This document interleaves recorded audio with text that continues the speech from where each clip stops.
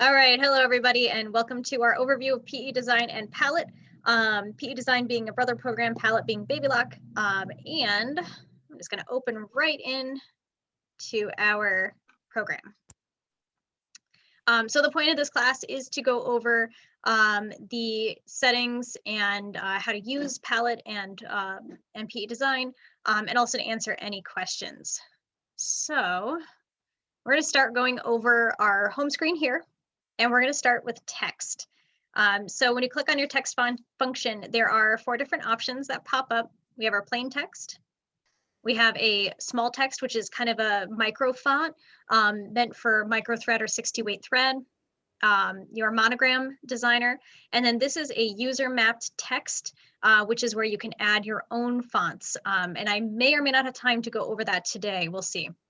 This little option down here called the open name drop list is after you have text and a design in here, you can open that up and add different names. So let's say you have a picture of the sunflower and you want to put Bob and Joe and all sorts of names underneath it to make 20 different shirts. That's what that drop name function is for. All right, so we're going to click on our letter A here, and you can click on the screen. You'll notice 2 things popped up. We have our tab up here for text and our text attributes on the side. I'm going to type in hello and hit enter to apply. And this is set in the basic font that we have here.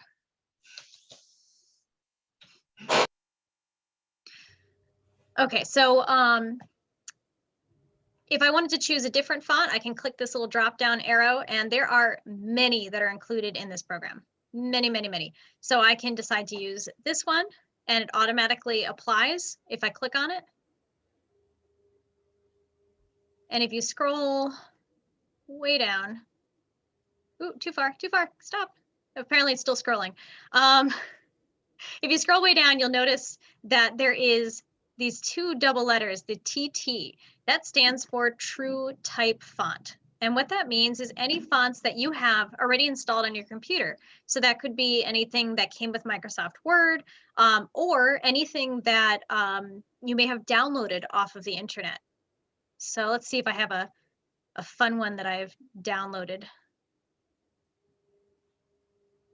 Nope. I know there's one that starts with a C that I downloaded off the internet. So if you want a very specific font, here we go, Celtic. This is one that I found on one of the free fonts websites. I downloaded onto my computer, and I don't even need to do anything in the program. It automatically pops up underneath my text function. So right under the True Type font. Now, within this box as well, there's other options. So we have an option of doing a border stitch around our letters. So if we wanted a running stitch to go around that, and I am going to zoom in so you can see better. See how now there's a straight stitch that goes around those letters? And the actual letters themselves are a satin stitch. But I could change these to a fill stitch, which, because I don't have this on 3D, I'm going to do realistic view so you guys can actually see what's going on here. Actually, maybe I'll do, by the way, view is where you can change the different views. Let's see if stitch shows it all. Nah, I like realistic. All right, back to text. So we have a running stitch at the moment, which does not look like a running stitch in this particular. Oh, maybe because it's so small. Oh, it's really tiny. Look at how cute that is. So what we could do is I'm going to go back to my select key. Let's make this a little bigger so you guys can see it a little bit nicer of how the stitches look. And I am going to, nope, wrong way. No. There we go. Zoom out. Helps if you, so with your zoom, by the way, if you left click, it zooms in, right click zooms out. I was accidentally hitting the wrong button, but now you can see better of how those stitches look. So even with our fonts, we have a lot of manipulation we can do to these letters, and they really do, as a True Type font, stitch out nicely. One of my favorite things to do is, I feel like it's a programmable, let's see if I can figure out, this programmable stitch I can do different designs on. Which I believe is under our sewing attributes. There it is. And you can choose your fill design. So under sewing attributes in the side button here, you can actually open up this little folder and pick out all sorts of different designs. And when you hit OK, it changes the fill type. So there's a lot you can do with just letters. I'm going to go back to text attributes and show you guys a couple things. So this text attributes are kind of like the finite little details when it comes to your font. So for an example, when we look at the actual font here, we have these white boxes. I'm going to go back to my select key. There we go. I have these black boxes around the edge, a little red dot, and these white diamonds. So the red dot is to rotate. You can also rotate using this rotate angle here, and you can actually choose a degree. I don't know about you guys though, but I don't know exactly what degree I want to rotate. And it looks like it kind of sort of rotated it weird. Vertical offset, just to show you guys what that looks like, is between the lines, which not really much I can do with that because there's not multiple lines here. And our kerning is the letter spacing. And these are all type terms. So if you are into typing and all sorts of font terminology, that's what kerning and a lot of these come from. Alignment, of course, is left, middle, or right, just like on Microsoft Word. And you can change it from a horizontal view to a vertical. The character spacing is also between the lettering. Or sorry, the kerning is the italicis. I apologize. The character spacing is the space between.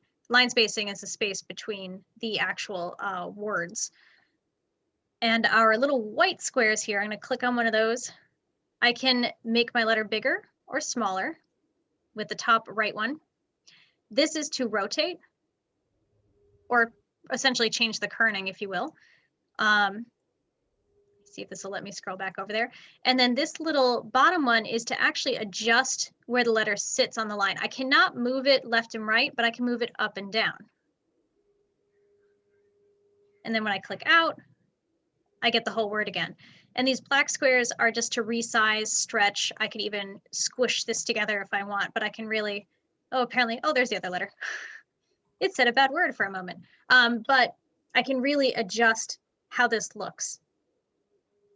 So that is, again, our basic text. There's a lot more that I can go into text, but since we have a lot to cover in a short period of time, unless we have any questions specifically about text at the moment, I will move on to our next thing, which will be shapes. Does anyone have any text questions? I do. Is there a way to select the whole word, have it stay level on the bottom? And one of my other software programs, this works, and I haven't been able to figure it out in here, and elongate the word so that the center is higher, so it's a half moon shape, but the letters stay level on the bottom. Yes. All right, so I am going to delete this word and just start again, because that word I did a lot of changes to. And so is it really going to do the same kerning? Oh, hold on one second. We got to come in here and reset all of these kerning and vertical offset and all this jazz back to 0. Nope, wrong way. Give me one second. There we go. Okay, so the way we change that, that's actually called the envelope of the shape. That's the technical term, but in this program, they just say it's called a transform. So if you scroll down in your text attributes and you click on this transform key, there is that what you're looking for? Something like that? Or No, that it's one? not a shape that's in the transform area. Okay. See how you have it right there? Now, Yeah. Can you pull that center dot on the top up and see if it changes it? It sort of does. I mean, it stretches it. Yeah, it stretches it. But on this, like, I can, because unfortunately this has an uneven amount of words, but what I could do instead is click on my little white triangle here and hit this bottom one, and I can always lift up the letters manually. Yeah, but I wanted all the letters on the bottom to be level. Oh, okay. So the other option you could do, click out. There we go. is, where is it?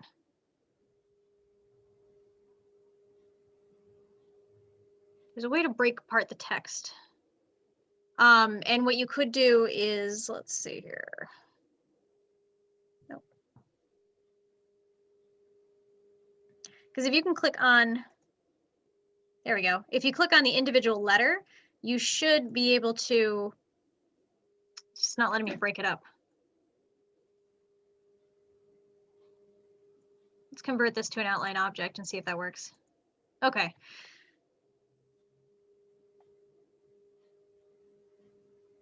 Nope, still. I know there's a button for that to break it apart so you can individually do those. Yeah, because it won't work as a whole word then in this software program, right?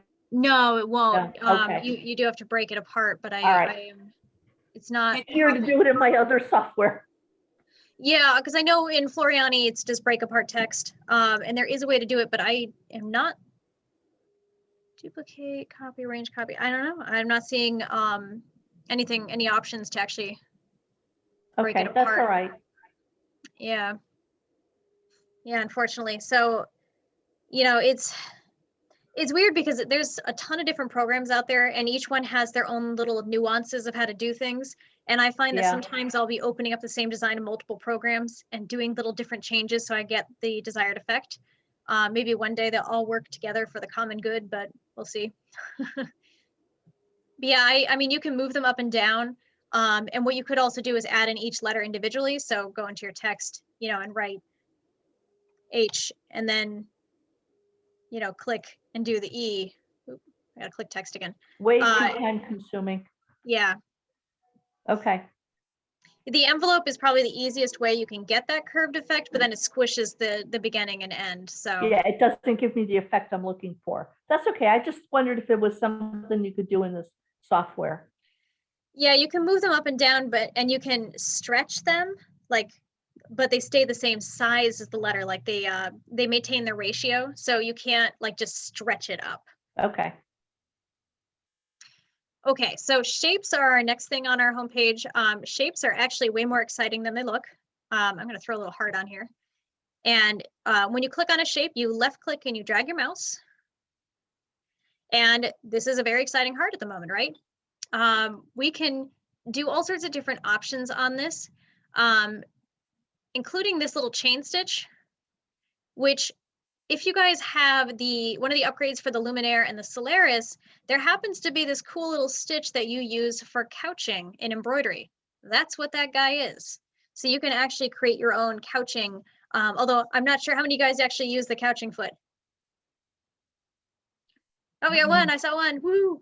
I have not used the embroidery couching foot. I use the sewing one often because I'm doing obnoxious designs. And maybe if I digitize them, I'd save myself some time. But that's what that chain stitch is. But let's go back to, let's do our zigzag stitch, which by the way, zigzag is your satin. Our fill stitch, that is the cool part of this. So there's a ton of different options in here. Fill stitch, programmable fill stitch, which means you can do it's a fancy fill essentially, piping, things like that. My favorite is this flexible spiral stitch. I'm gonna click on that. And you know what, let's make this heart much bigger. Let me center this. And the reason why is I want you guys to see what the stitch does. All right, so in our programmable spiral stitch, we have to go into our sewing attributes. And is it showing me? So I can choose a bunch of different things here, where my spacing is, where my direction is, and it's not letting me choose the dot. Underneath my select, if I go to this last option, which just says select entry and exit points. Nope, not that one. Sorry, second one. There it is. So under this, the select tools, your select point tool gives you this little green plus sign. And if you move it, it adjusts where the center of the design is. And I can also make these, the density a little bit thicker on this as well. So you can kind of see the dramatic effect. But it's really fun to do this on flowers and all sorts of other, let's make this a little bit thicker. There we go. So it's really fun to do this on flowers and other designs. So I can bring this down to the bottom. And I found this, that's kind of trippy. This is a very fun thing to play with. And there's all sorts of other designs as well. Our fill net stitch or net fill stitch, this one is actually similar to freestanding lace. So you could use this as a freestanding lace design as long as this satin stitch around the outside was a thick enough density, which in this case, the density is 3.8. I would change it to at least a 3.5 to get the proper density. Sometimes even a 3.0 for freestanding lace. Always test as well. Let me go back to my shapes tool. So this is a really fun thing to play with our simple shapes that are built in. And of course, these over here, you can convert it just to a line, things like that, which separates them as well. Actually, I think there's a different separate. Yep. Oh, there we go. Can you create your own shapes, or this is basically just for the shapes that are provided? Nope, you can create your own shapes. So let me, ugh.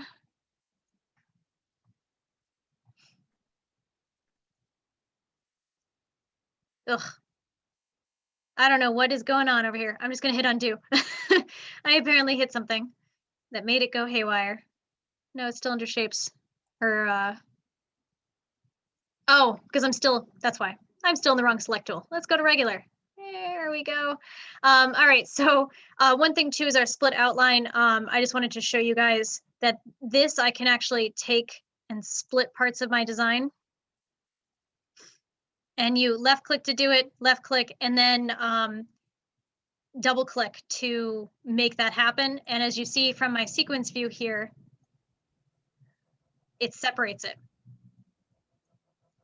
It's not very pretty the way it separated it, but it does separate it. We can delete this weird middle line. But anyway, I wanted to show you guys that really quickly, because usually with large letters, that might be something you want to split and then add a name in the middle. And that's something you can do very easily. So when it comes to drawing our own shapes, I got to remember which screen to do that in. Sorry, my Zoom things keep popping up over my screen. I think it's under shapes. Yes, it's under shapes. Okay, it's been a while. So under shapes as well, we have our built-in shapes, which are cute. Manual punch means it digitizes it as it goes. These draw rectangles, circles, and little arcs. And then of course you have your outline. This one draws a closed shape where these just draw solid lines. So I'm gonna click that solid close one, and I'm gonna try to draw. Oop. There we go. You have to left click and hold down. I'm gonna try to draw a heart. And it's going to, wow, that was a bad heart. So it closes your shape automatically for you.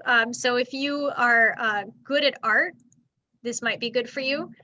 You can certainly draw things probably better than what I just drew. I'm gonna try to draw, that was supposed to be a tulip. Maybe I should just not draw things for this demonstration. So you can draw all sorts of things, and let's get this off of the screen here. Go away. And that's under your shape tool, and you have these different options. There is a way to do a background image, and I just got to remember a moment of how to do that. I think it's under design settings. No, that's your background color. By the way, while I'm here, I might as well show you guys this, but under design settings and under your flower, that's where you change your hoop size. So right now I have this set to a 4x4, but I could make this bigger if I wanted to work with something a little bit bigger and easier for everyone to see. And you can also turn to it. Can you add that to the quick access toolbar? I believe so, which is under options.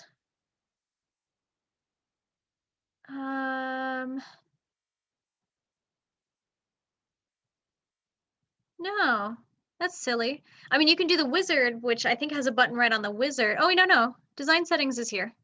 That's why I have it on there already. Yeah, so your quick access toolbar is something that pops up right here. And if you guys can see my mouse, this little tiny line, and you can add or remove things that, like realistic view, I probably should have on there because I use that button a lot. So you can add and remove what. Oh, was there a question?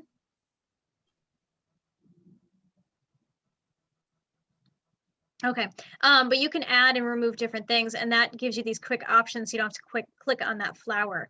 Also in here is your thread chart, and I apologize for jumping around a little bit from the shapes.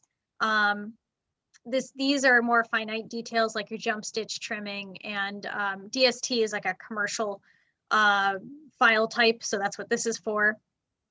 Usually the only other thing that I play with in here is our network machine settings. So if you have a Luminaire, Solaris, and machines that you want to have it send digitally or through the internet, wirelessly, that's the word, you will add the machine here. You want to make sure your machine is turned on and connected to the same wireless as your computer. So if you have them on different routers, they won't connect.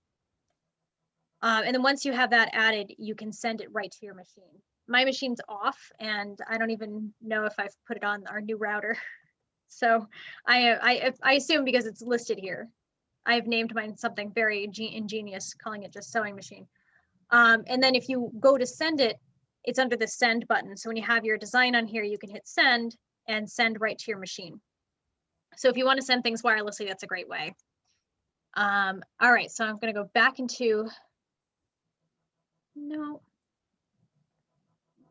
maybe it's under image. Oh, yeah, that would make sense. Okay, it's under image. So not that one, that's a picture of John. So for an example, if I wanted to trace something, I go to image and then open, and then I can trace this. This, for an example, I had a gentleman who is working on a World War I uniform and he needs patches made. And so I can go into my home, my shapes tool, and I can, I'm gonna do the straight line button, and I can actually trace this.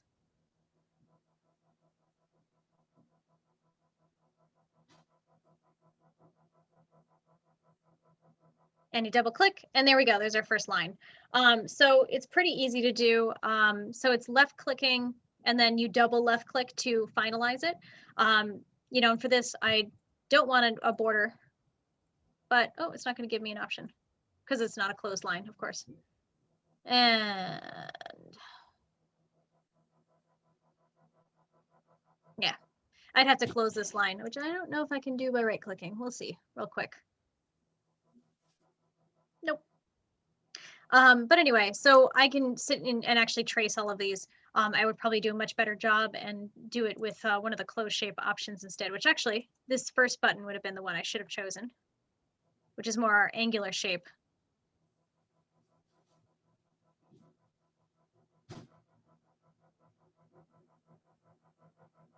Like that, and then double click, and there we go. Now I actually have closed shape. So anyway, that's how we take in items from outside and trace them and make them nice. Because I know many of us cannot just freehand. I can't even apparently draw a heart. So that's how that works. All right, we're gonna do a new, so you guys don't have to look at that anymore. No, I don't want to save. No. There it goes.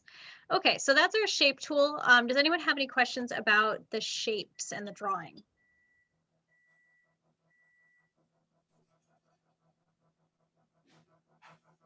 Okay, so import patterns is pretty much just opening up patterns. You can open them up from the design library, which is provided, and that pops up over here in your right.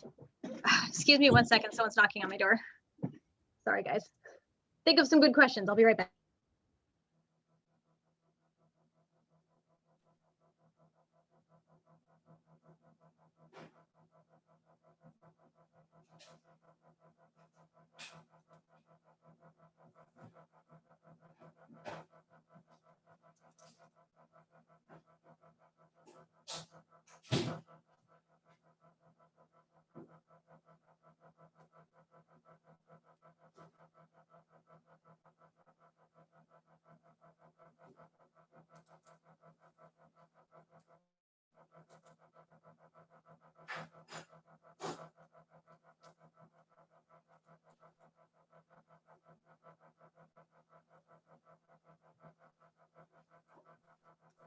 All right, I'm back. Apparently today is not the day for smooth class teaching. Okay. So our import patterns, we have our design library, and then from file, of course, is from our computer. Decorative patterns, these are little accents and things. Ooh, let me move my Zoom panel again. There we go. So decorative patterns are, I consider them more like a monogramming sort of add-on because they're borders and banners and monogram decoration. That's pretty much what they're there for. So I can take this and left click and drag it in, and I could put letters inside there or whatever I'd like. So there's many different designs that do come with the program as well. Vector image is also nice. So if you have, here we go, SVG heart, you can open up vector files, which means vector files are pretty much what scan and cuts read. So your cutting machines read vector files, SVGs, FCMs, things like that. So this particular one only takes SVGs. So if you purchase an SVG, you can open it up right on the screen here. There we go. And it automatically turns it into stitches for you. So you can take any SVG file that you have, that you've purchased or whatever, and turn it into stitches, which is really nice. And a lot of places have free ones, so something to definitely think about.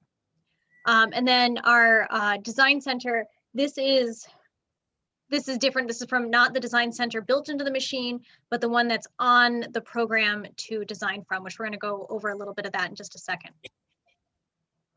Okay, so these other options, which are not popped up, I'm just going to throw a shape on here so I can show you what they do. Just throw a zigzag stitch on there and actually just fill this in. There we go. All right, so back to home screen. We have different options that pop up. Arrange, it ranges where the different shapes sit on the screen. Rotate and flip will rotate your design, or you can even flip it, like mirror it. So I can flip vertically or horizontally. Hold on a second, guys, sorry.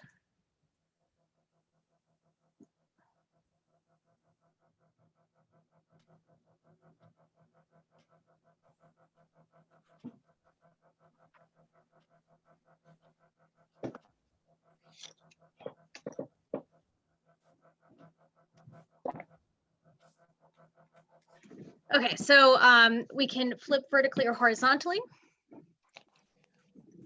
Go away, Zoom thing. There it goes. Our stamp and emboss, we can actually turn these into stamp tools, so we can kind of keep doing more of them. There we go. Chelsea, can I go back a minute? Yes. I have a question on the vector files. If you turn the SVG into stitches, do you have to do anything else to it? Does it automatically convert, or do you change stitches, or? No, it automatically converts to a regular fill. You can change that, however. I'm going to get rid of this little star.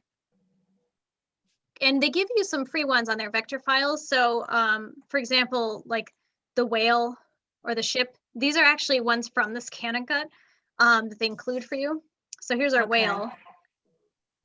And see, he's just a regular plain stitch, but I could take his eyeball for an example and come in here and change it to, I don't know, a radical stitch or something like that instead, which does kind of a nicer look. So you can play with that. Okay, yeah. Yeah, I don't think you can't add an outline, but you can change the type of fill. So would the outline be, it wouldn't be like a satin stitch around it? No, the way that this auto digitizes, it doesn't let you do that. So, you know, see how this is grayed out on the top? It only lets you do the actual fill. Okay. So, Okay. so if we wanted to take an SVG file and make it into an embroidery, a quilting file, could we do just like a simple run stitch or no? Let's see. Because you know how you can get all those, you can get images of different pantographs online and things like that.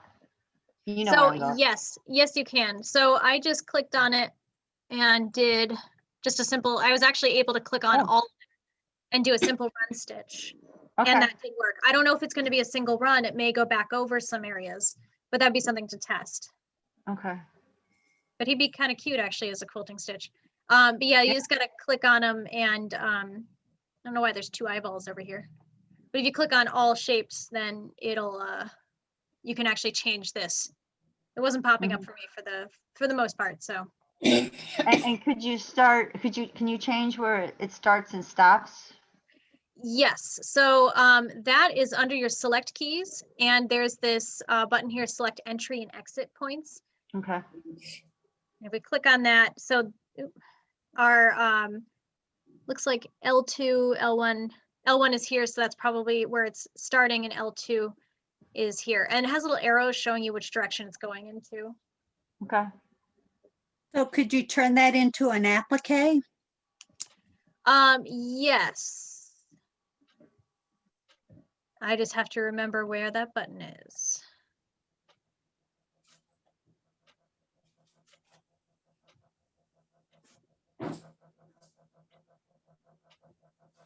So I don't remember because it's not, the Applique Wizard is here. And I'm wondering if I select all of it, if it'll let me. So with the way the vector file is working, it's not giving me the option to do an Applique Wizard, which would be what we want. It's not selecting it properly either. Let's see. There we go. Now it's selecting. There. So sometimes I find you have to kind of select it nice. You want the black dots to appear for it to be right. Let's see, Applique Wizard. So Applique Wizard, it's actually what I was going to go to next, so this is fine.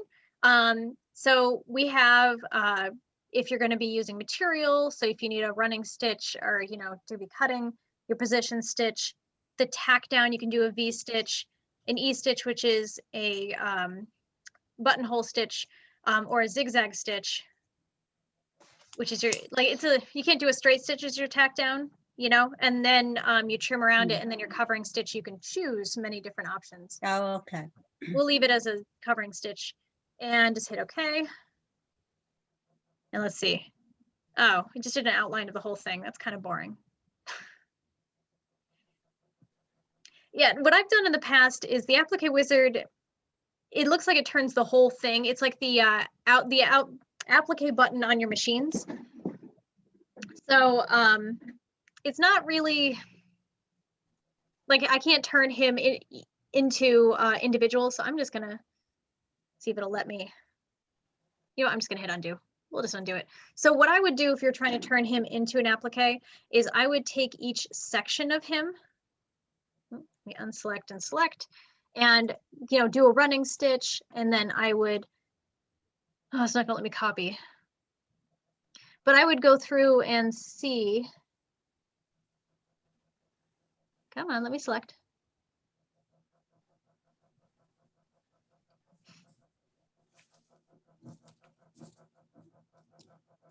I'm trying to figure out if there's a way you can separate it. Because if you can separate it, you could do each part. Oh, there we go, ungroup. You can do each part separately, and you could go through and take him and do a running stitch, and then it's not gonna let me copy and paste, is it? There it goes.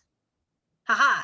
So I can copy and paste and do another running stitch and just do it manually. If you want it to have where his top half is one applique, his belly is another one, and his eyeball, you could still turn into a regular embroidery. You'd have to put a little more work into it to get it to be like that. Otherwise, the Applique Wizard just turns the whole thing into a big patch. Does that make sense? I can go over that again too. Chelsea, Yes. where did you find the vector files that are included? So I just hit import files or import patterns from vector image, and they are in this file called vector image, which is under your program files in your C drive, Brother, PE Design 11, clip art, and vector image. Oh, Okay. gee. I expect you to memorize that. We'll get a quiz next week. Thanks. Victory. You're welcome. Okay. Yeah, if you've never opened it up before, it should, in theory, auto open to that section. In theory. And there's some other ones here too that are built in. The ones that are SVGs are the ones that are from the ScanNCut, and the other ones are just generics. Okay, so wait a minute. also, oh, do we have a question? Yeah, where is that again? Okay, so we click import patterns and you go Yeah. to from vector image.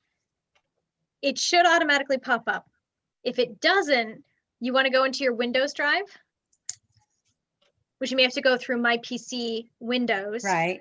Then the Yeah. program files times 86, unless you put it into the other program files. Brother, PE Design 11, clip art, and lastly, vector image.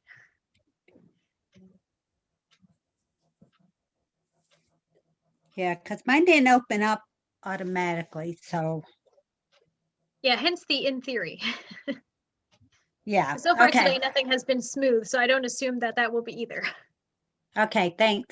No problem. You can also use your own SVG files. So for example, here's one. This is actually from, it's going to go over the whale, but this is from a lamp that was hand carved. I think it's like a bone lamp, and it's a design that I traced and turned into a vector file. It's actually on my mailbox. So I could turn that into an embroidery if I wanted to. All right, so back to our whale who's having a whale of a time. I am going to select all. Oh, come on. There we go. So this little box here, there's a lot of different options besides our Applique Wizard. Embroidered Patch is kind of the similar idea to the Applique Wizard. It does a satin stitcher on the outside and then gives you a cutting line so you can cut it out. So it's kind of like Applique. If you're doing an Applique patch, you probably want to go the Applique Wizard rather than the Embroidered Patch option. So it's a very simplified Applique. Cutwork Wizard is kind of the same thing, but it's the exact opposite of Applique, where you cut the inside rather than the outside. So same steps, exact opposite.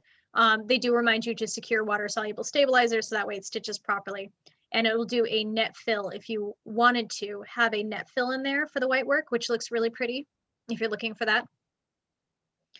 And you can actually choose some different patterns, which I think is kind of fun. I have yet to find the right garment to do white work on and cut work. Maybe one day. But this is a really fun thing, you know, maybe for the bottom of curtains or a tablecloth, a scarf, anything like that. The big one I want to show you here is this background fill. So this is super cool. You can click on any area of the design and see how this is now gray around our whale. Right now I have it on Echo Fill. You can do stippling. You can do decorative or crosshairs. The decorative fill is really nice. I'm going to use that one. So all of you have probably played with, oh, look, it's a whale design with little C. That was perfect. So I bet you all of you have played with the decorative fills built into My Design Center and IQ Designer at some point in your lives. This is those same designs and then some. So I can click this little folder button, little teeny tiny folder button, and all of these designs pop up. Some of them you'll recognize. A lot of them are not built into the Design Center. For example, this one. And I can hit OK, and boom, it is now the background of my design. Now, if you notice, there's a little line where it's not stitching over my whale. Like it's a little outline. I can go into here and I can change the size here. I can offset the spacing, oh, wrong way, from the whale. And I'm going to hit update preview, which means he's going to be more spaced from the edge. Minimize feed is interesting, which means it won't, you know, cut as many. It won't, how do I word this? Minimize feed means it won't take as many paths with your needle. So sometimes that changes, like see how there's no border anymore. And it won't do, like if you're doing the crosshatch, it won't do extra stitches. So I like the minimize feed button. I think they should just say remove borders, but you know, it's okay. And I don't remember what the last one. Oh, okay. The exclude internal patterns means it stitches behind the object. So if you wanted to stitch behind, you could. we'll leave him open for right now. But this is the same idea. As your design center, we are adding that quilting stitch around a design, but it's on the program instead. So you can design a whole quilt block with custom embroideries or names or whatever you'd like right in the program. And then once you hit OK, there we go. Now you could go back in to our background fill, and I could actually fill in parts of my background fill. So a really fun thing to do. I'm going to start a new thing and show you guys this. We're not going to change designs. I'm trying to remember how I did it before. We're just going to draw a circle. You have to trick it because you have to have a design on your screen to do the background fill. But I'm going to go into decorative. Hit next. And let's see, we did this in a baby lock class and it was a lot of fun. I think it was this one. And we're going to exclude our internal patterns. We're going to hit OK. And now we can actually remove the circle if it'll let me. There it goes. Go back into background fill. And now we can click these designs. We're going to hit next. And we're going to do a different design inside them. So you can actually do some really cool stuff with this. We'll do this one and make it a really small design. Ooh, that's going to take forever. There we go. So see how I'm kind of building a really unique design in here. So this is something to think about. Be creative with it. You can put designs within with designs and I don't know, like some sort of MC Escher illustration and keep going. So it's a lot of fun to play with that background fill option. It's one of my favorites. Okay. Oh, not yes. I'm gonna hit no. Start a new page. Don't save. There we go. All right, so our image button, we did a little bit of that. We have the option to open up a file, which includes a background image. So regular images as your background. These options are really cool. We have our Autopunch. I admit I don't use this very often, but this Autopunch takes a design. We'll use those stripes again because they're simple, and we'll automatically turn it into embroidery. It doesn't always work. I find that sometimes it's a little glitchy, but it's a wizard, so you go through it. You know, you can use, as soon as this loads. Yeah, there's some weird stuff because it sees some shading. And I can kind of play with it. So I find that it's, I don't know, kind of glitchy, not glitchy, I should say, is it's hard to get what you want with an Autopunch design. I usually find that it's easier just to manually trace something like this because it's got all sorts of weird smears of color, even though this is literally gray if you open it up on Photoshop or anything like that. So Autopunch is great if you wanted to try to see if it'll digitize it nicely. Sometimes it works great, sometimes not so much. Cross stitch is kind of fun to play with. I can do same design. You just go through the wizard. The nice thing about these is they're pretty straightforward. And there we go. So now it's, I don't know why it keeps picking up green. There's no green in there, but I like this cross stitch thing, and you can actually print off the template from these. And what's cool is that if you actually know somebody who does regular cross stitching or even the diamond painting or any type of grid work, weaving even, they can use these patterns. You just have to leave the background. All right, the ones that I really want to talk about are PhotoStitch. So there's two different options for PhotoStitch. PhotoStitch 1 is a plain PhotoStitch, where PhotoStitch 2, see if it'll give, it does this weird like grid work. And I find it's very hard to find an image that works well with that grid work. So we're going to do PhotoStitch 1 to show you guys. And of course you have options of doing color, sepia, gray, or monotone. I find that color works best with these. And let's see, what image? I actually have a nice one of me working with a Victorian gown. You want a design that doesn't have a lot of busy stuff in the background, because what happens is it actually can crowd the image and kind of make it overwhelming. All right, we're gonna give this a couple minutes to catch up. PhotoStitch is a really hard program because it kind of just uses up your data.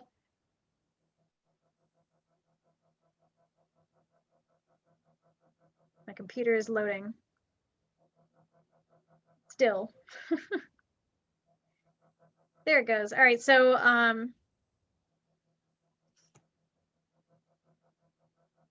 all right, so there's our image. We have different, what they call them, clipping masks options. So I can shape the image a little differently if I want to just have a circle here around me.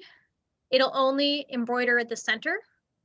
And I've done this before for a patch. A friend of mine had her dog pass away, and I actually made a little patch with her dog's face on it, and it was really cool. I don't think I have a photo of it, otherwise I'd show you guys. But we can do custom clipping masks, things like that. And have a different shape if we wanted it to be shaped a certain way. I'm going to show you guys with a circle because that's kind of fun. And it's going to yell at me, by the way, because my background is set to a 4x4. So it's going to force it to be a 4x4. So if you are stitching out a design, make sure you set your hoop size on your design background before you do this. A nice thing is that a lot of hoop sizes are the same as frame sizes, like 8x10. All right, so that's where it's going to stitch. That's great. I'm going to hit next. And wait for it.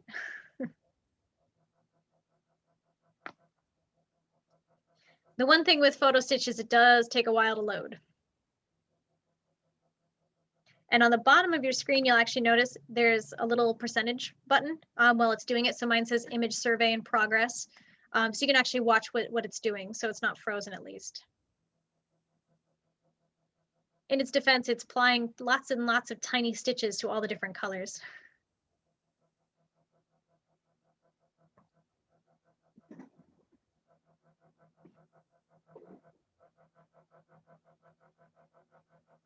It'll load eventually.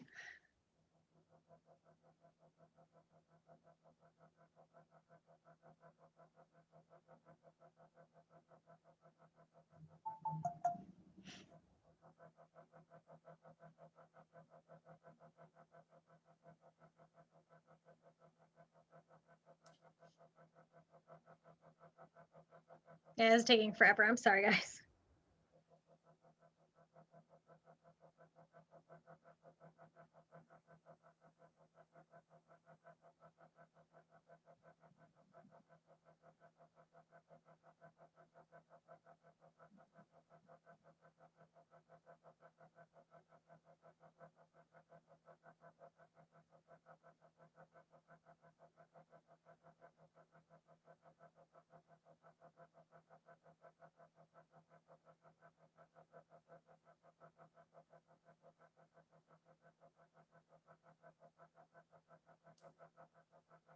Oh my goodness, I'm sorry it's taking so long.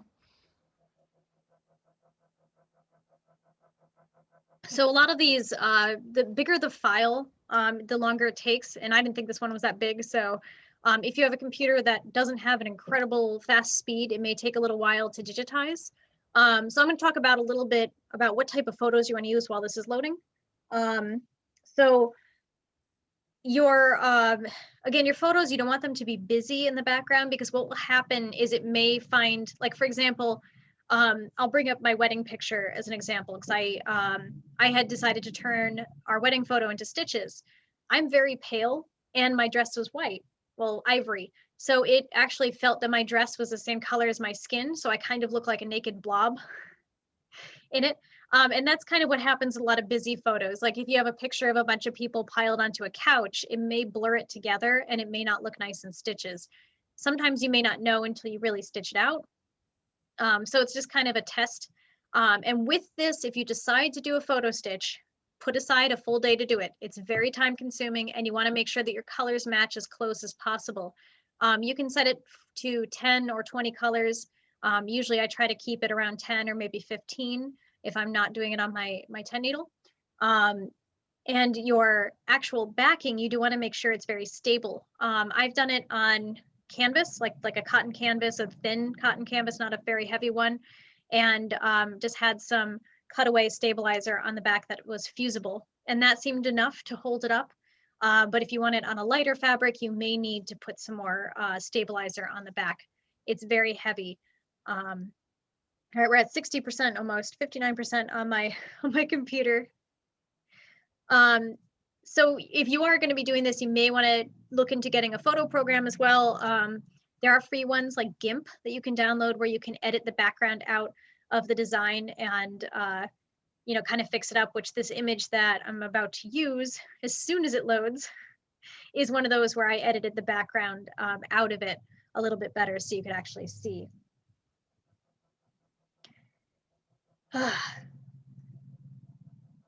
What doesn't help if you are not running Zoom on your computer at the same time you're doing this, it is a lot faster. We're almost there, 79%. Thank you guys for being patient. So just to go over the PhotoStitch #2 option while this is still loading, it's the same thing again, but it just does kind of lines, and you can have it just have color every other line. And again, you really want an image that works with that. So I would test it, see what it looks like, you know, first before stitching it out, and then make that decision. But it's the exact same process that'll be going. A computer. What was that? Was there a question? I'm sorry, I didn't hear it.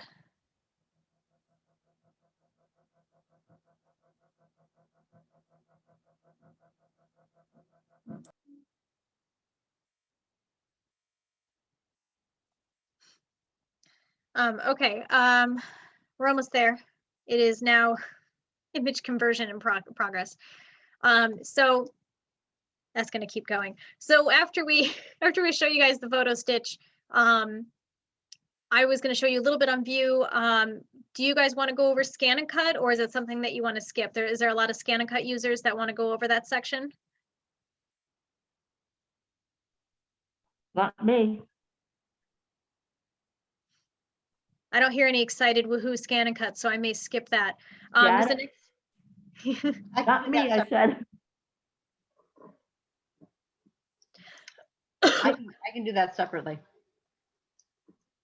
Yeah, I mean, I'll briefly go over it, just so you guys are aware of what it is. But a lot of the scan and cut stuff is similar to Canvas. And if you have a better program like Craft and Cut, I would suggest to use that instead. And then we're going to go over the options very briefly, so that way we don't run too much over. As long as my computer actually hurries up at some point. We're at 20%. It's almost done. It's in the image conversion process at the moment. I highly suggest if you are going to be using PhotoStitch, don't run Zoom at the same time. You may want to try an easier, smaller image to begin with. This one is pretty small, but I guess still too much for this program, or at least my computer. One thing I find too, so once we get into this, you can choose how many thread colors you want, which the more colors you have, the more detailed the design will be. We can actually change the hue and coloring of the photo, and we can also change the stitch length. It starts off with a bigger stitch length, I think a 3 or a 4, and you can lower that to a normal stitch length like 2.5 if you wanted to. And you can also change it from being detailed to not in the stitches. And unfortunately, I can't even like exit out of this while it's loading. It's at 30%.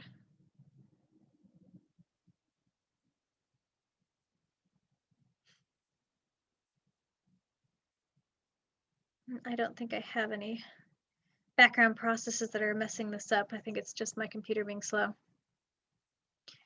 We're almost done if you guys are willing to be a little bit more patient. How about any questions while this is taking forever to load that I can answer? I have a question. Yes. Is there a way to take a design, like just as a suggestion, like a Kimberbell design that's got different elements in it, like a bike and a balloon and a bird? Or can you isolate one part of the design and just make it a separate design and not the whole design? Yes. You know what? So when you open it up, yeah, I do. So when you open it up, the design up, you would want to make sure everything's selected, right click on it and ungroup. And then you can click on those separate sections, and you can click on, you know, one of them and hold down the control key and click on the other parts you want and delete those out. So you just have that one section and save it as a different file. Okay. That's the easiest way to do it that I know of. Sounds easy enough. As long as it doesn't take 30 minutes to load. Wow,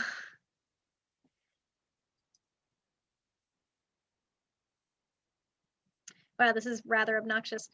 All right, I am going to stop my screen share for a moment. Let's see if I can.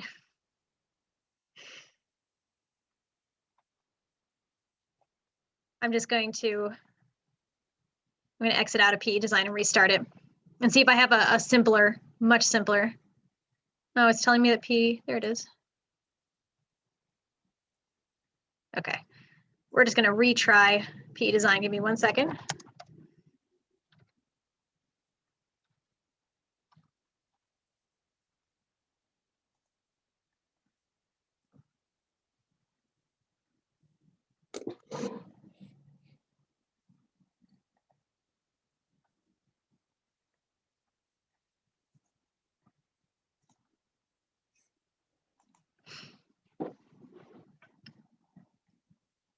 Luckily, PE Design doesn't take too long to load. All right. So let's try this again.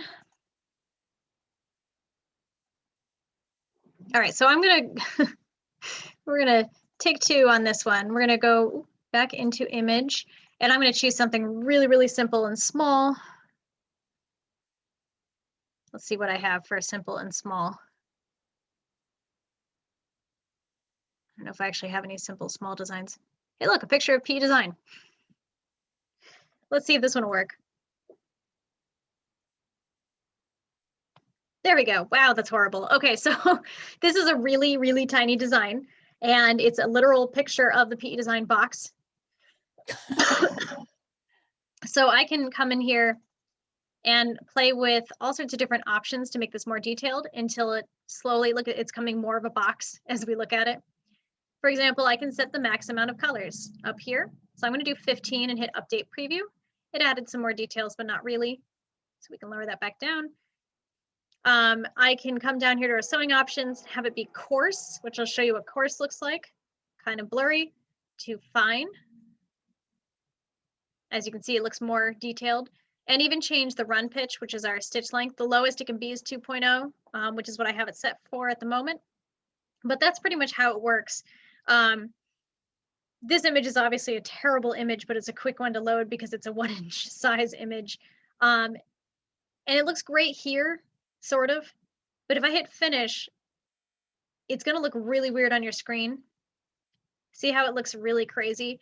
And that's because of your view options. So I can come in here and bring it back to stitch, and it's going to look a little nicer. And solid looks even weirder. So it's hard to tell what it actually is going to look like until you stitch it out. That's one of the hardest things about the PhotoStitch. But really, it's just playing with it, trying to match your colors as best as you can. And, you know, kind of just figuring it out as you go, essentially. You know, different images are going to work and some images don't work at all. So I know that was a very brief overview of PhotoStitch. Does anyone want to see anything a little bit more detailed on the PhotoStitch? Because I could always find a better image. Can you tell me the difference again between PhotoStitch 1 and 2? Oh yeah, sure. So PhotoStitch 2, I'm gonna grab an image. We'll use the same one. It does this weird grid work design and kind of stitches only within certain grids. So So when would you, what would be something you would use this for? I have not found anything yet that I've actually liked in PhotoStitch 2. It's just an option, essentially. I assume if you're looking for an artsy effect and you have a really, like what they have here with the dog, you can kind of see that you know, how he looks kind of grid-like. He almost looks like he's stitched on canvas. I think that's what they're trying to go for. But you got to have a design that really works with it, a picture that works with it. Design Center, we're going to go over in just a tad. I'm going to quickly go over these last couple, my zoom box. There we go. So under view, we already went over the solid stitch and realistic. Also here is our sewing order and our stitch simulator. So I can, I have no designs on here, but I can click on this and actually, let me throw a design on here.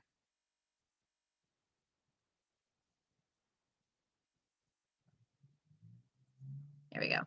So my stitch simulator, oh, there it is on the bottom. I can hit play and it's going to actually show me how it's going to stitch. And I can speed it up if I want to, or pause it. But that's what this is. And the sewing order is that little box that's in the side. That's where you open and close this little side box. Attributes are that right-hand thing where it has sewing attributes and everything else. And so these are pretty much just to add the grid, things like that. These are pretty much your view screen. Oh, my Zoom box just popped up again. Go away. There it goes. All right, so scan and cut. Let's quickly talk about this. So scan and cut is, you actually can log into Canvas Workspace and connect it to your PE design. You can import designs from Canvas Workspace, which I can also open it up from a folder. So if I have an FCM folder, I don't think I actually have any FCM designs currently on my computer, but I can import that way. As well. So it's just to bring in scan and cut designs, but to, let's see if I remember my login for,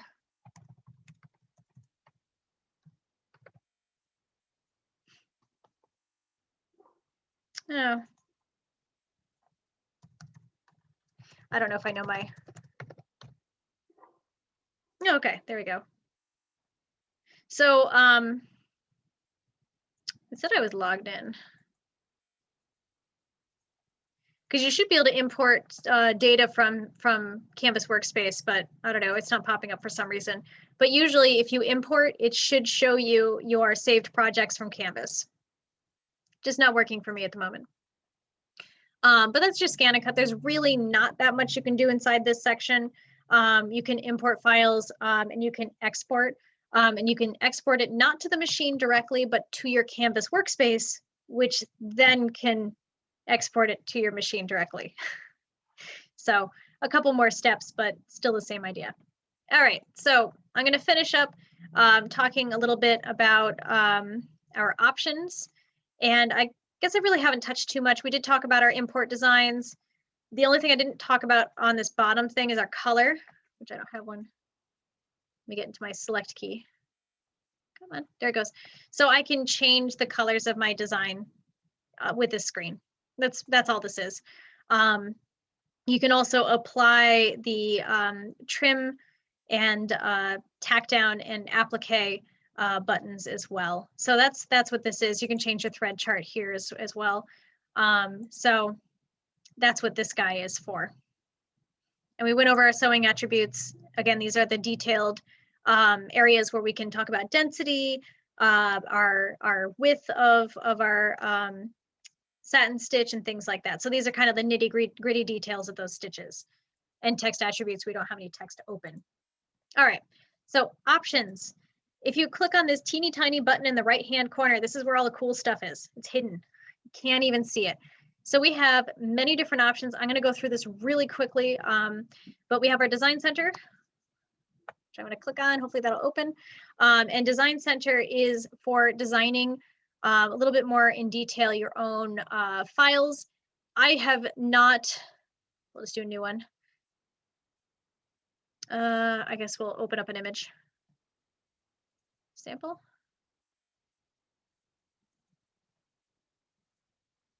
Here we go. We'll use the flower because that's the one that they talk about. So you can go in here and kind of more detailed. And let's see if I can get the black. There we go. I can click on this and hit OK, and oh, that didn't work at all. But I can kind of digitize this a little bit nicer. You have a little more control in this than the drawing.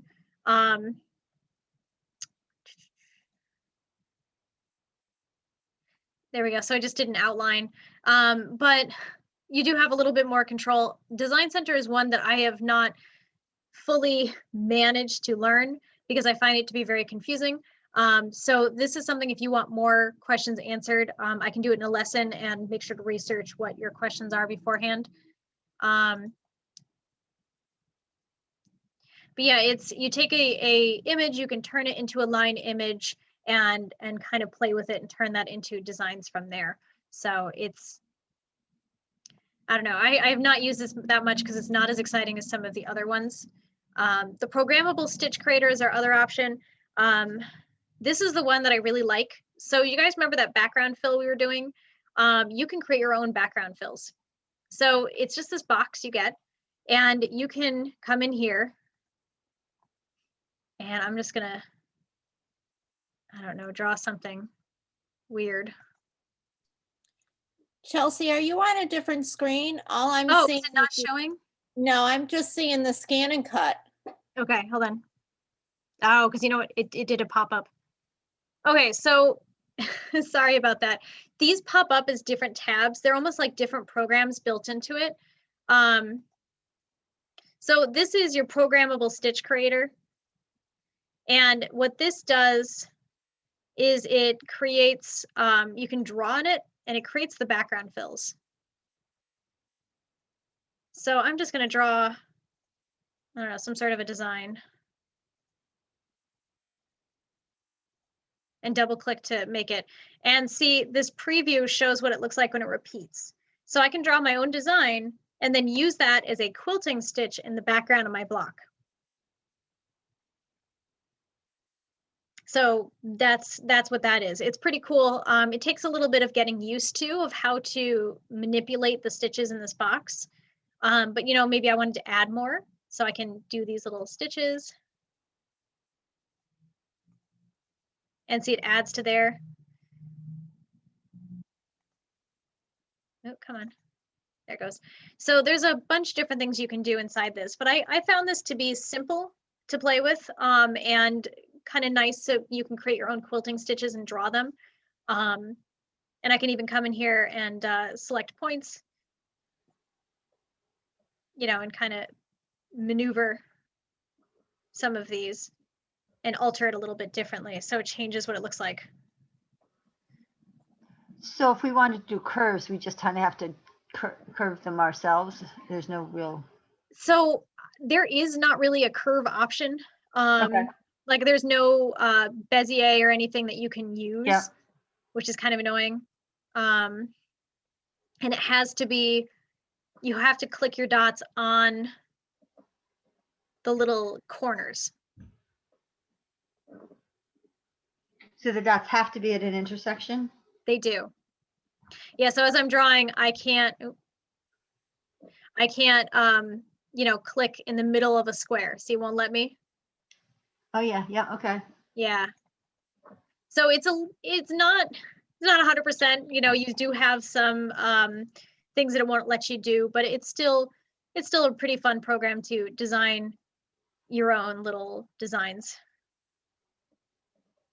So something fun to play with, and then you can come in here and save the design and create it right in here. And it'll save it to, so let's save this. And we're going to save this as, I'm going to save it as CFK1. And I'm going to stop share for a moment and go back into PE Design. Oops. I did not bring Zoom with me. Come on. All right, and then I'm going to go back to the home page and let's see if the background fill is there.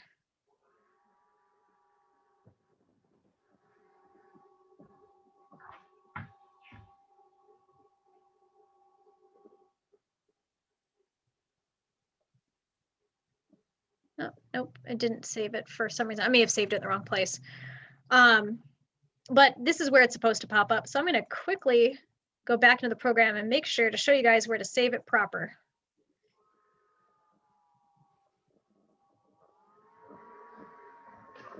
Oh. Is it under? I feel like it should be under pattern. No, that's weird. All right, let's try to reopen this up. It was the first one, Chelsea. Yeah, no, I saw it was in there. You know what happened though, is it didn't open it up as a decorative fill, so it was saving it as a different type of file. So you want to go under, ooh, hold on.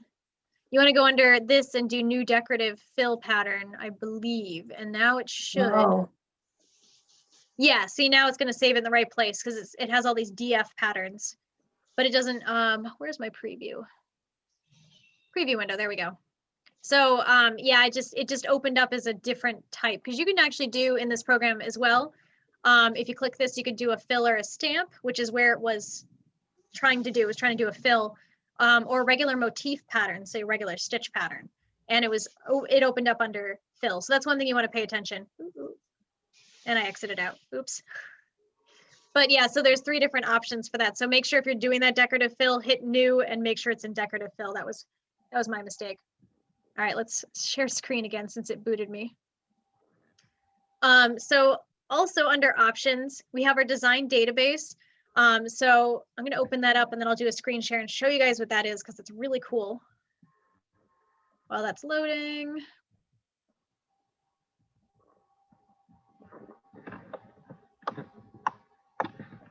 Oh, sorry, keeps kicking me. My computer is just not cooperating today. All right, so design database. What design database is if anyone had the old Studio 3 or have My Design Album is the other program, it's that. It is an organizational program for your files. So I can come in here and I can click in, let's do, these are all weird files. Where's My Designs? Let's go under desktop and I can go under embroidery files and I can actually open up some of these files and see what's in them. So for example, this is 3D birds. Are you gonna come today? That's fine. And this is a Need a Good design and I can actually I'm take a gonna be look at all there the probably files. 15 to 20 minutes, but I'll be there. Okay, thank you. Bye-bye. If I click on one of these, oh, there it goes. It's actually going to bring it into my design center. Or sorry, Pete Design. So How it did brings you me, get there again? I didn't know about this. How did you get there again? You went to options? yeah, all right, so options, design database. I'm gonna go back into the database. And if you double click on any of these, it opens it back up into PE Design. But I can come in here and I can convert a format, I can change the properties, I can preview, but it's not, and I can send it directly to the sewing machine here as well. So, oh, Chris, to send it to the sewing machine, I literally just left click and drag into this box. So for example, I want to do this one bird, I can drag it down here. And then when I'm ready, I can send a batch of designs to my embroidery machine rather than just a singular one if you're using PE Design on its own. So it's an organizational program where you can't really add keywords and things like that, like My Design Album, but you can see all your files in one place. So for example, baby aquarium, I want to open that up and see what I have. And I want to stitch out all of these. I could send them all over to my machine just by clicking them all and dragging them down. And I could send these all in one batch to the machine. I can also see what's in the folders and I can delete things if I say, all right, I have a double of this. Why do I have that? I can remove that if I really wanted to. So it's kind of like a Studio 3 or My Design Album Lite version.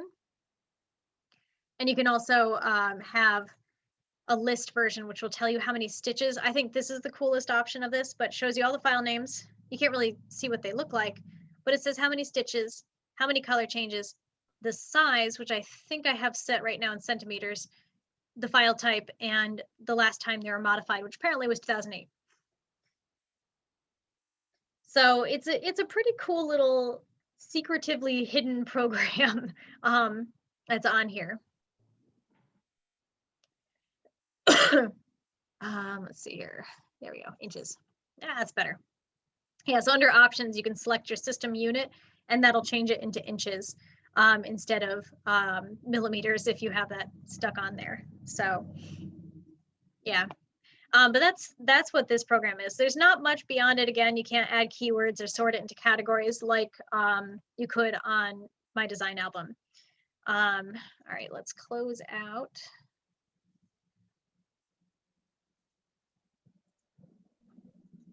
Okay, so I'm going to go back into a few more. So after our programmable stitch creator and design database, we have our font creator. So this is, let's see if this pops up. All right, so I'm going to quickly share into that. Give me a moment. Unfortunately, everything's a pop-up on this program. Come on. There we go. Sometimes it just doesn't want to do it. Okay, so with this, you can create your own fonts. You can, the reason why you might want to do this is because you have more control over the design of the font. So maybe you're doing a true type font and you want it to be shaped a little nicer, or excuse me, or have a different size to it. So I can, let's see if I can add characters. So let's say I'm doing an A. I can add, this is already in here. So these are the ones that are already in here for a font. If I wanted to add like an exclamation mark and things like that, I could do that here. All right, let's do the, let's do a select point. Manual punch maybe. There we go. All right, so I can draw in here. I'm going to try to draw a letter A. Hold on, I move my zoom box. There we go.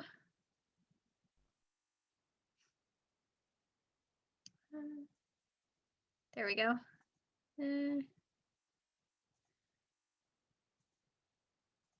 Wow, this is a terrible letter A. That was definitely not my best work. You can draw your letters in here and really kind of play with them. So let's see, we have status bar. Let's do a preview window. Oh, there's my preview of my terrible letter A. I've found that this program too, you know, if you sat with it, you probably could design some beautiful letters. Personally, I feel that there's so many free fonts you can download in true type form that this has been kind of not something I use because I don't want to sit there and draw my own letters when I could, you know, just use true type, which it does allow you to convert from true type. So I can bring in some of these letters and I can actually change them. So that's what I'd rather do rather than try to draw my own. See if I can delete my other A. There we go. So this here is my true type A. And I can change his points.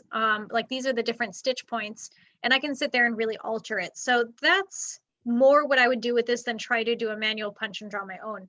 And you can sit here and actually, you know, drag parts of the A out and change it. Let me add my preview bar again. And the preview shows you what it's going to look like. So really weird at the moment, but maybe I wanted this to stick out. I don't know why, but it's a way you can change letters and their shape. So maybe you don't like that the G has a weird stick out thing. You can curve it a little nicer and so on. But that's really what I've used it for, is taking a true type font and altering it. And the way you choose different letters, let me get rid of this A. Fine, new. There we go. You can choose them here. And so when you go into, let's say I want to do the number 4, and I'm going to convert from my true type font, it brings in the number 4. Maybe I want, I don't know, there to be a little stick out up here. I can go to select point and add that, you know, making it look a little bit fancier. And we're going to go to view, preview window, and there we go. So now it looks a little bit more like a fancy 4. So that's something that you may want to do. But again, this is more what I use this for. And then once you are done, you can click here and you can save it, and it will actually save it into the user made fonts. So remember when I showed you guys those big letters that were built into the machines and it said UM fonts? That's what these are. So I can create a file name and I'm going to call it 4 and just save it. So now let's see if it'll pop up for me in PE Design.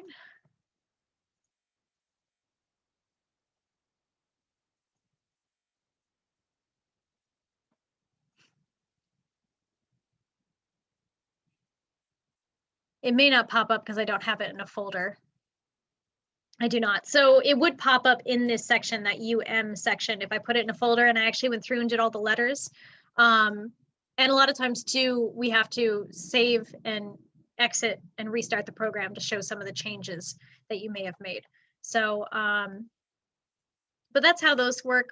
So if you have a TrueType font that you really like, but there's one letter that just doesn't fit what you need, that's what you can do. All right, so the last option I'm going to show you guys is a Stitch Design Factory. This one's also really cool. And let me do a stop share while that is loading, because again, it is a separate pop-up. And I think it is now loaded. Okay, Stitch Design Factory is actually for your sewing machine side. So if you have a sewing machine that has a USB on the edge, you can actually load in a design that you have made. And these are samples on the side. This is a really cool program. Let's see if I can design something. So what I've done in the past as a demo is just designed a spool, which I am doing a bad job at. But there you go. So you can draw your own stitches, and then this preview window on the left is what it actually will stitch out on your sewing machine. And if you right click, it undoes your lines, because I believe there was a different way that I wound up doing this. I actually used to have a really good sewing machine that I would do. Chelsea, are you familiar with floating stitches? Floating stitches. I don't think I've heard that, like, They have mean- them on the fast machine. can you describe what they are a little? Yeah, it's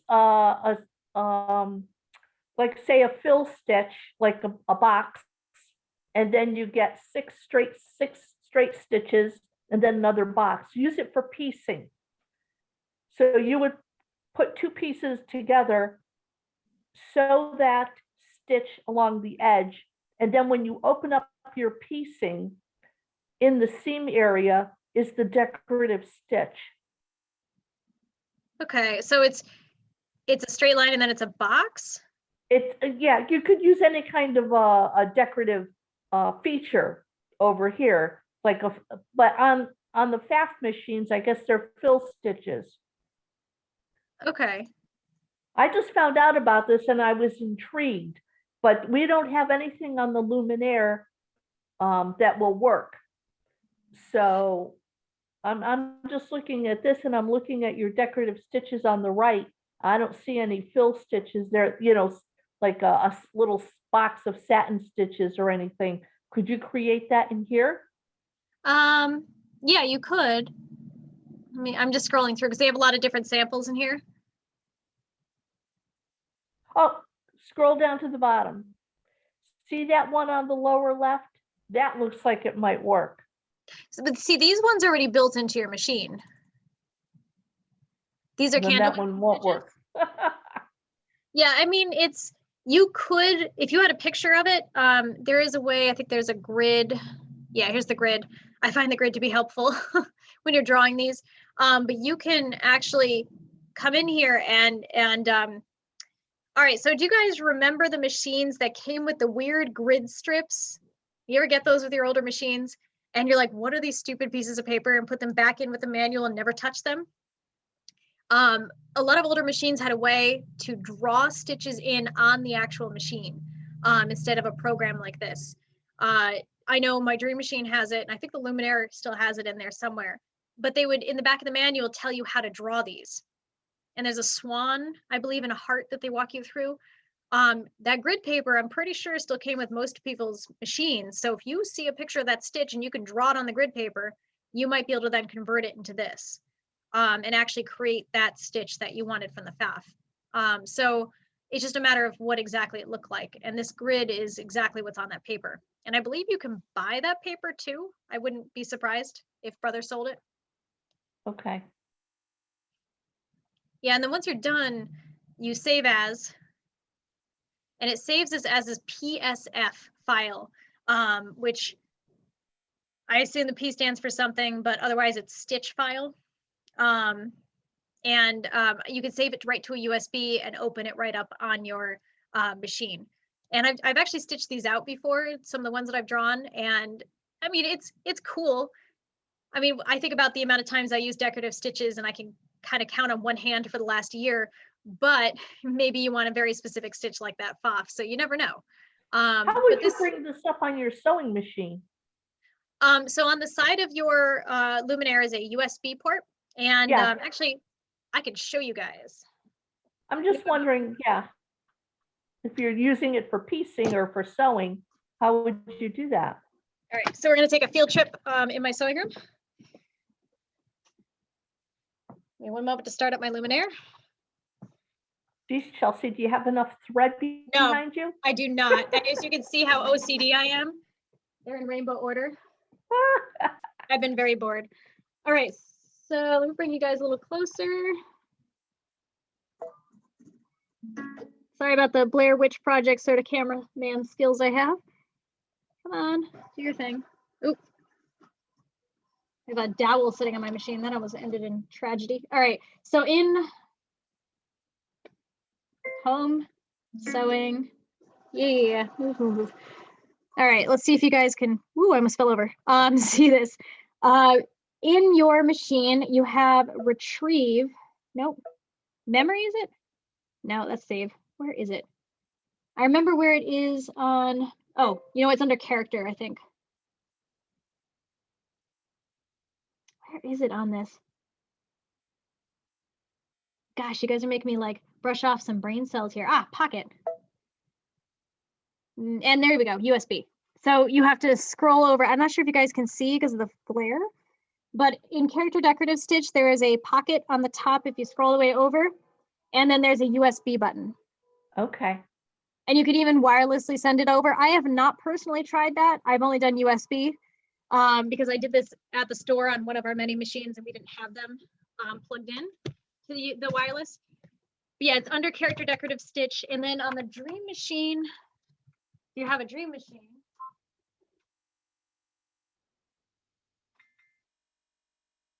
Yeah, it's Character Decorative Stitch and it's right at the bottom of the screen. There's a pocket with a USB and all that stuff. So it's a lot easier to find on the Dream Machine than the Luminaire. But if you guys join, if you have a Facebook account, you can join the Baby Lock Palette group on Facebook. I forget the exact name, but they actually will share up files on there of people's designs. At least they used to. I haven't been on in a while, but they used to share up designs of stitches. So you could actually download other people's designs who sit there and design really cool looking stitches and have the time to do so and plug them into your machine. So something fun. And if you make some really cool ones, you can share them up there too. But yeah, I bet you guys didn't know you could design your own stitches. Bet you're excited. All right, so I went over the extreme basics and rather quickly, except for our really long loading time for the PhotoStitch, so I apologize for that. But if you guys have any questions, now is the time to ask.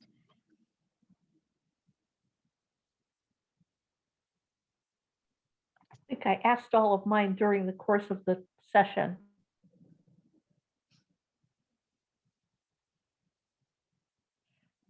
Well, I am going to stop recording and feel free to ask questions after. I'm just going to stop the recording button.